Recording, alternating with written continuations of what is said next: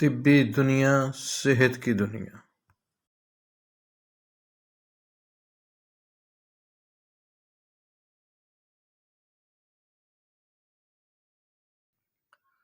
بسم اللہ الرحمن الرحیم۔ سامعین محترم، پاکستان واحد ملک ہے جس کے اندر سب سے زیادہ تیزابیت والی چیزیں، غذائیں استعمال کی جاتی ہیں۔ مثال کے طور پر آپ دیکھ لیں کہ زیادہ تر آج کل جو لوگ جو چیزیں استعمال کرتے ہیں ان کے اندر آپ دیکھ لیں کہ پکوڑے، سموسے، ٹکے، کباب، برگر، شوارما، فاسٹ فوڈ، کولڈ ڈرنک، بوتلیں وغیرہ، یہ جتنی بھی چیزیں ہیں یہ ساری کی ساری تیزابیت والی چیزیں ہیں۔ اور جب ان چیزوں کے اندر جن کا مزاج پہلے ہی تیزابیت والا ہے، جن کے اندر بیسن کی بنی ہوئی تمام چیزیں بھی شامل ہیں، جب ان کے اندر سرخ مرچ کا استعمال ہو جاتا ہے تو یہ بہت زیادہ پھر تیزابیت کے اثرات کی حامل ہو جاتی ہیں۔ تو جب یہ شدید تیزابیت کے اثرات ان کے اندر پائے جاتے ہیں تو مریض جب ان کو استعمال کرتا ہے تو اس کا نتیجہ پھر بواسیر کی شکل میں ہی نکلتا ہے۔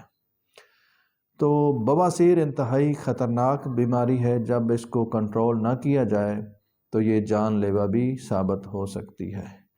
تو اس کے علاج کے اندر سب سے پہلے تو ہمیں ان ساری کی ساری تیزابیت والی چیزوں سے پرہیز کرنا ہوگا، اور جو دیگر چیزیں ہیں، الکلی والی چیزیں ہیں جن کے اندر رطوبت پائی جاتی ہے، ان کا استعمال زیادہ کرنا ہوگا۔ مثال کے طور پر آپ سالن کے اندر جو سبزیاں ہیں الکلی والی، جن کے اندر رطوبت زیادہ ہے، پانی زیادہ ہے، ان کے اندر کدو، ٹنڈا، توری، پیٹھا، مولی، گاجر، مونگرے، شلجم، پیلا، مونگی کی دال یا مونگی ثابت، مونگی چھلکے والی، یہ چیزیں آپ استعمال زیادہ کریں۔ اس کے علاوہ دودھ کا استعمال سونف اور چھوٹی الائچی ڈال کر وہ بھی دن میں 1-2 بار لازمی کریں۔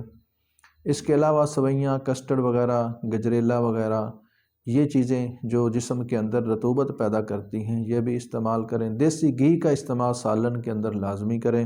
بطور خاص جب سالن تیار کریں تو سالن کے اندر جو خاص کر بواسیر خونی کا مریض ہے، اس کو سرخ مرچ کا استعمال بہر صورت بند کرنا ہوگا۔ یہ میرا ذاتی تجربہ اور ذاتی مشاہدہ ہے کہ بواسیر خونی کا، ہاں البتہ بواسیر بادی کا مریض اگر سبز مرچ یا سرخ مرچ استعمال کر لے تو گزارا چل سکتا ہے، لیکن خونی بواسیر کا مریض جب تک سرخ مرچ اور سبز مرچ کا استعمال بند نہیں کرے گا تب تک وہ کسی صورت بھی ٹھیک نہیں ہو سکتا۔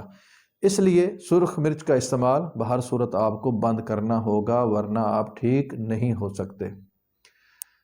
علاج کے اندر یہ بہت ہی کمال قسم کا نسخہ ہے۔ یہ آپ صرف ایک خوراک استعمال کر لیں گے تو آپ کا خون آنا فوراً بند ہو جائے گا، بلیڈنگ مکمل طور پر بند ہو جائے گی، لیکن آپ چند دن احتیاطاً اس کو استعمال کر لیں۔ اس کے بعد یہ نسخہ بے شک آپ استعمال نہ بھی کریں، صرف خالی پرہیز ہی کر لیں تو انشاءاللہ العزیز دوبارہ خون نہیں آئے گا۔ نسخہ یہ ہے، آپ اس کو اچھی طرح نوٹ کر لیں۔ خاص کر اس کو تیار کرنے کا جو طریقہ ہے وہ زیادہ غور سے سمجھنے والا ہے۔ چیزیں تو یہ عام سی سادہ سی 3 ہیں، لیکن ان کو بڑے احتیاط کے ساتھ آپ نے تیار کرنا ہے۔ ان 3 چیزوں میں سے جو پہلی چیز ہے وہ ہے کلمی شورا، دوسری چیز ہے ریٹھے کا چھلکا، اور تیسری چیز ہے گندک آملہ سار۔ یہ 3 چیزیں آپ نے ہم وزن لینی ہیں۔ سب سے پہلے آپ نے کیا کرنا ہے کہ کلمی شورا اور گندک آملہ سار، یہ دونوں چیزیں آپ نے کسی کڑاہی کے اندر ڈال کر اس کو آگ کے اوپر رکھ دینا ہے۔ جب کلمی شورا پانی ہو جائے، اس کے بعد اس کا پانی خشک ہو جائے تو آپ نے اس کو نیچے اتار لینا ہے۔ نیچے اتار کر اس کو اچھی طرح باریک کر لیں، اور تیسری چیز جو ریٹھے کا چھلکا ہے اس کو آپ نے اچھی طرح پاؤڈر کر لینا ہے۔ ریٹھے کا چھلکا اگر سفوف کرنا مشکل محسوس ہو تو آپ کیا کریں، اس کو توے کے اوپر تھوڑا سا خشک کر لیں، کیونکہ اس کے اندر ایک لیس ٹائپ ہوتی ہے، وہ باریک کرنا ذرا مشکل ہو جاتا ہے، تو اس کو آپ توے کے اوپر تھوڑا خشک کر لیں۔ اس کے بعد جب آپ اس کو گرینڈ کریں گے تو وہ آسانی کے ساتھ سفوف بن جائے گا۔ تو آپ نے پھر ان تینوں چیزوں کو مکس کر لینا ہے۔ مکس کرنے کے بعد آپ ان کی گولیاں تیار کر لیں، یا کیپسول 500 mg والا وہ تیار کر لیں۔